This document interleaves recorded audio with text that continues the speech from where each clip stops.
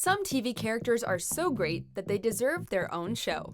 Welcome to WatchMojo.com, and today we're counting down our picks for the top 10 TV characters that deserve their own spin-off. This is your problem, Dean. You have no faith.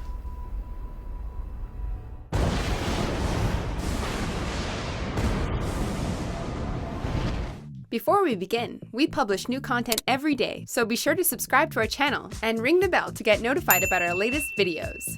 For this list, we're looking at small-screen supporting characters with personalities and backstories so compelling that they could have their own show. Hopefully, if you follow my lead, you can avoid some of the mistakes I've made here. Hello, John. Like that one. Number 10, Ron Swanson, Parks and Recreation. If any of you need anything at all, too bad. Deal with your problems yourselves like adults. A simple man who likes dark-haired ladies and breakfast food, Ronald Ulysses Swanson quickly established himself as one of the best characters on a show chock full of great ones. I worry what you just heard was, give me a lot of bacon and eggs. What I said was, give me all the bacon and eggs you have. Do you understand? His deadpan attitude, harsh honesty, and skills in such areas as woodworking and wilderness survival, coupled with his strong dislike for the government, have endeared him to many a viewer. I regret nothing. The end. Despite his rough exterior, he's been shown to care deeply about his friends, and in later seasons, his new family. A spin-off could potentially focus on Swanson and his wife Diane, played by Lucy Lawless, as well as his two stepdaughters and young son. Bring your checkbook. I would like to punch you in the face again. Number 9, Elektra, Daredevil, and the Defenders. Maybe I don't have to anymore. Maybe this is my chance. After a bit of foreshadowing in the first season of the Marvel Netflix series Daredevil, our titular hero's ninja ex-girlfriend, Elektra Nachos, was introduced in Season 2, receiving a warm welcome from fans. Hello, Matthew.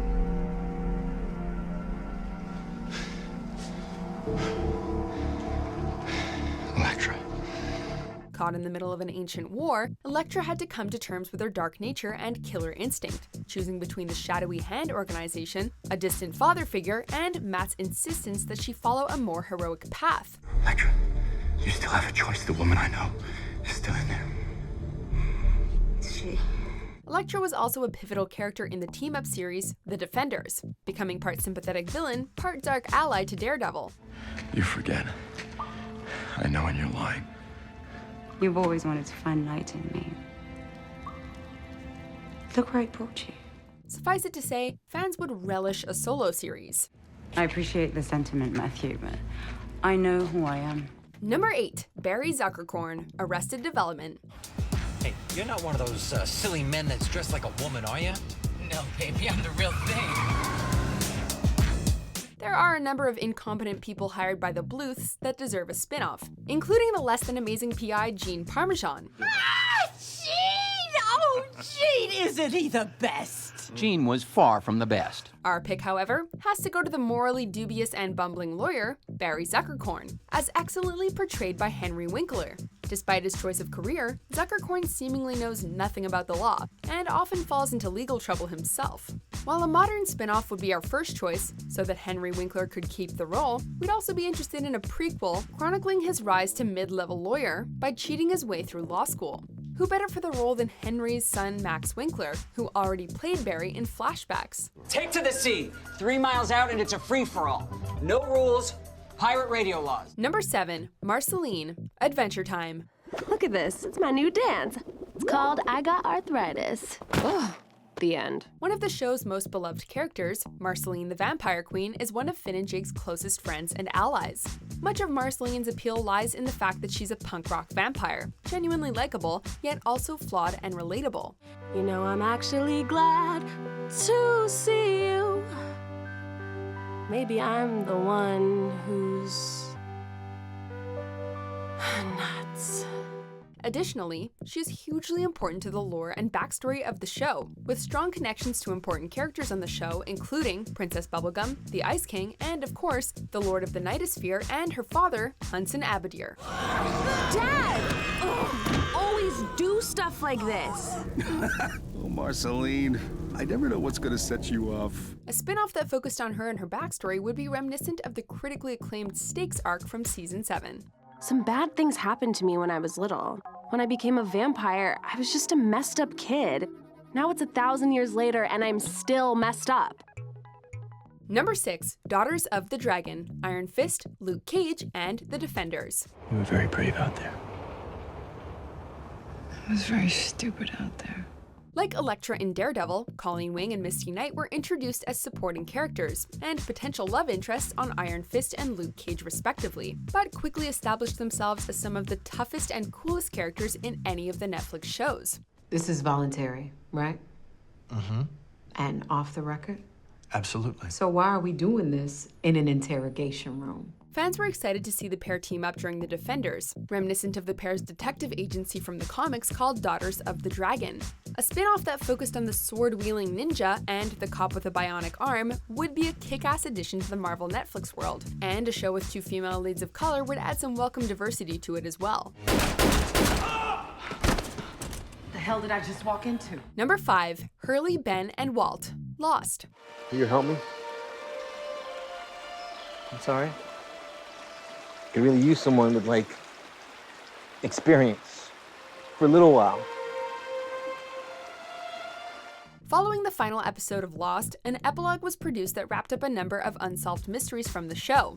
The epilogue's title, The New Man in Charge, referenced the island's new protector Hurley, and follows him and Ben bringing Walt back to the island, who had been absent except for a few cameos in the final few seasons. You're not crazy, dude. Not even close. You just need to get back to the island, that's all.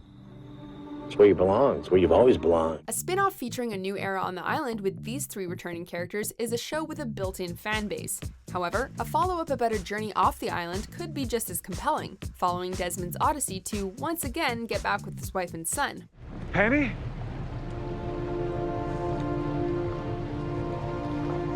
Penny!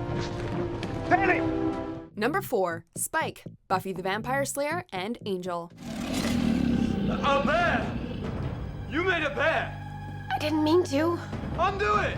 Undo it! Originally meant to be a villain only appearing briefly, Spike proved to be such a popular character that he quickly earned himself a role as one of the main characters on Buffy, transforming into more of an anti-hero. 5 words or less. Out for a walk. Bitch. He was also one of the few one-time Sunnydale residents to cross over to the spin-off Angel series. Despite being a vampire literally without a soul, Spike displayed the most character growth out of any of the characters. Jeez, lurk much? I wasn't lurking. I was standing about. It's a whole different vibe. In addition to his ability to love, he also won over fans for his fearlessness in the face of slayers, dry wit, and looks. His spin-off film never happened, so can we get a series instead? Is everyone here very stoned? Number 3, Troy and Abed, Community. Cool, yeah. Looking for something? Nice. This pair of lovable nerds and best friends provided many of the most memorable moments in this cult classic TV show, particularly the credit sequences that featured their bromance. Manteca, bigote, gigante, pequeño, cabeza es nieve, cerveza es bueno. Buenos días, me gustas papas frías, bigote de la cabra, es Cameron Diaz. Originally a jock, Troy fully embraced his weird side once becoming closer with Abed, the socially awkward geek with an exhaustive knowledge of all things pop culture. While Troy may have left before the final season, a reunion of the pair would make for a hilarious spin-off. There are a number of different directions that a Troy and Abed spin-off could take, including a full version of their talk show, Troy and Abed in the Morning. Troy and Abed in the morning, and we're back. Look who's here, Jeff Winger. Jeff, how do you stay so fit? Diet, exercise, genetics. Sure. Number 2, Eddard Ned Stark, Game of Thrones. I, Eddard, the House Stark, Lord of Winterfell and Warden of the North, sentence you to die. Much of the first season of this epic fantasy series focused on the noble and honorable Warden of the North and ruler of Winterfell, Lord Eddard Stark. You think my life is some precious thing to me? That I would trade my honor for a few more years of woe? We've heard a lot about how he helped overthrow the Mad King, Aerys Targaryen, and place his best friend and foster brother, Robert Baratheon, on the Iron Throne as ruler of the realm. The Mad King is dead. Rhaegar lies beneath the ground. Why weren't you there to protect your prince?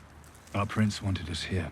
A prequel show with Stark at the center could focus on Robert's rebellion, and could feature a number of intense battles, betrayals, and all other kinds of twists and turns.